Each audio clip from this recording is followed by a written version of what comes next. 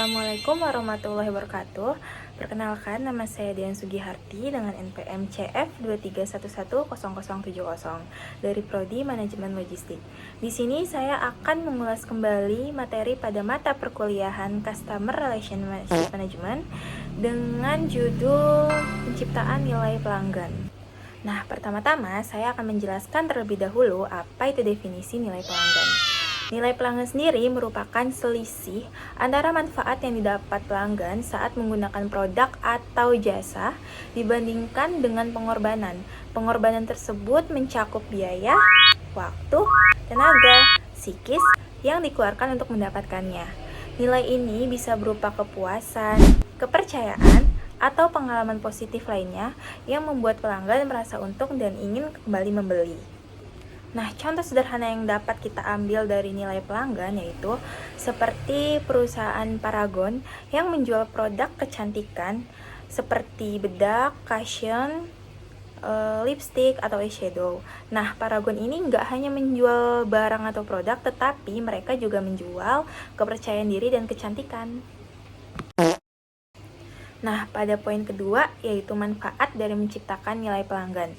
Seperti kita ambil contoh Paragon tadi, karena Paragon ini di-branding oleh banyak orang sebagai perusahaan yang menawarkan produk bagus, terus juga human capitalnya bagus, maka pelanggan yang tahu itu akan merasa loyal dan bahkan bakal merekomendasikan produk Paragon tersebut ke orang lain atau teman terdekatnya.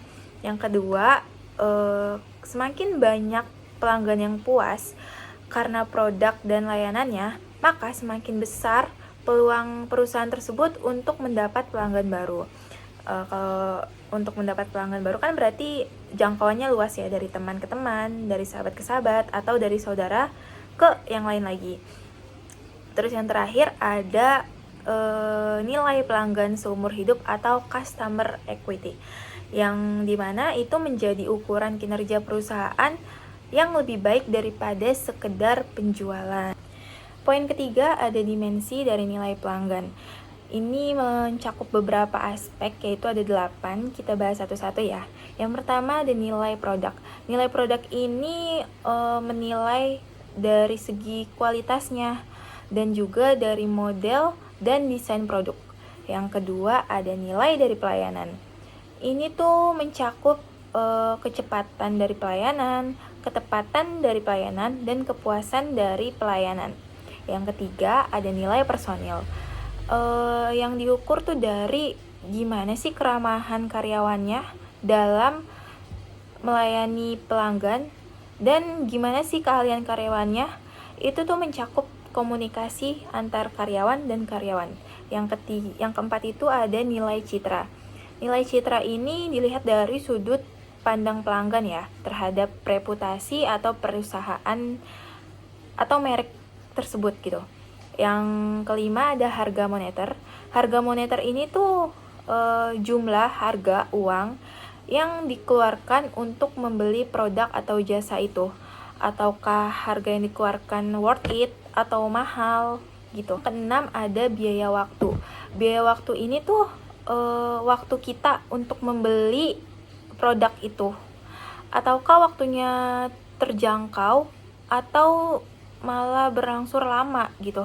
Kalau kebanyakan pelanggan kan biasanya nggak suka yang lama-lama, jadinya kalau ketepatan waktunya oke dalam pembelian itu kan bisa menambah nilai plusnya gitu. Nah, yang ketujuh ada biaya fisik. Biaya fisik ini tuh tenaga yang dikeluarkan untuk mendapatkan produk atau jasa. Dan yang terakhir ada biaya psikis. Biaya psikis ini perasaan pelanggan, apakah pelanggan merasa senang atau kesal saat memproses pembelian. Maka dari itu, pelayanan, keramahan, ketepatan, kecepatan itu sangat diharuskan bagi karyawan-karyawannya untuk mendapat nilai kepuasan dari pelanggan. Nah, pada poin keempat di sini ada faktor penentu dari nilai pelanggan. Di sini ada 4 faktor, kita bahas faktor yang pertama dulu. Yang pertama ada nilai rasional, di mana ini tuh ditentukan dengan kualitas produk itu. Dengan kualitas yang bagus, apakah sesuai dengan harganya atau malah nggak sesuai. Begitu juga sebaliknya, dengan kualitas yang kurang bagus dengan harga yang mahal, apakah sesuai.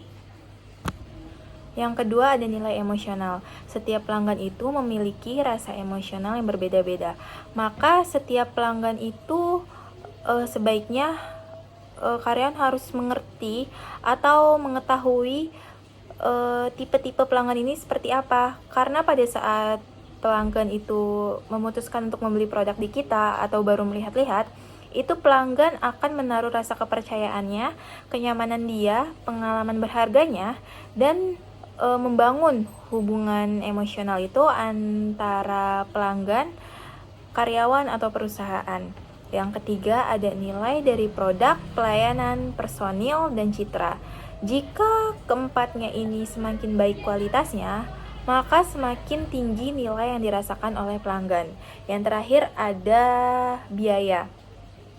Nggak cuma biaya, tapi juga waktu, tenaga, dan perasaan pelanggan selama proses pembelian.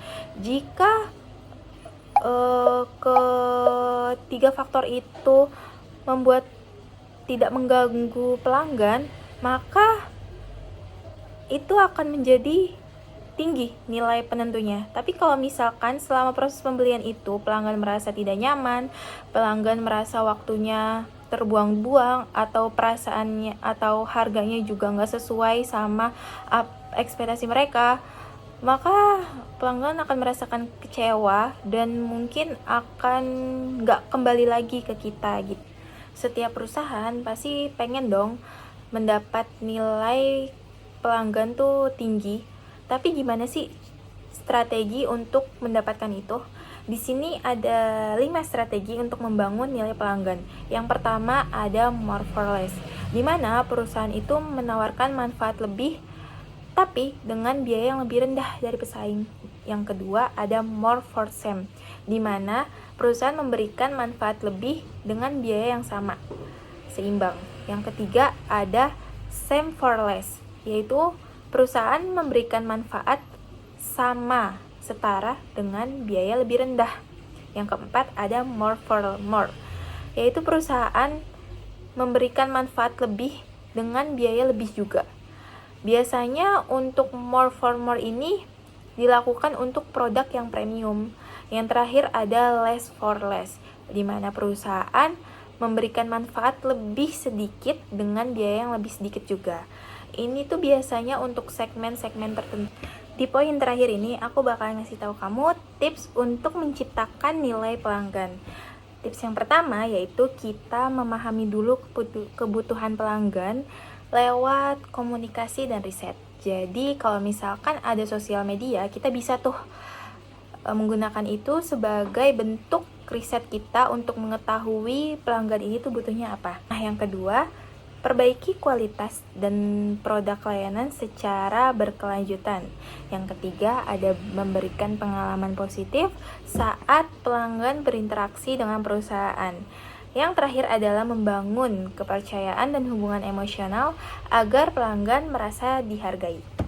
Kesimpulan saya pada materi ini adalah menciptakan nilai pelanggan itu merupakan sebuah kunci agar pelanggan puas, setia, dan terus kembali, sehingga perusahaan bisa bertahan dan berkembang di pasar yang kompetitif.